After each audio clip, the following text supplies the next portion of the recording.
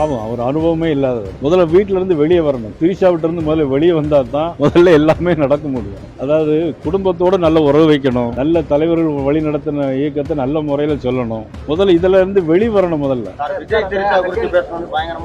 அது முடிச்சுட்டான், அது அப்பலே முடிச்சுட்டேன். 41 பேர் இறந்து போனாங்க. அதற்கு தமிழக அரசும் காரணம், மதிப்புக்குரிய விஜயும் காரணம். 12 மணிக்கு வரேன்னு சொல்லிட்டு 7 மணிக்கு வர்றாங்க.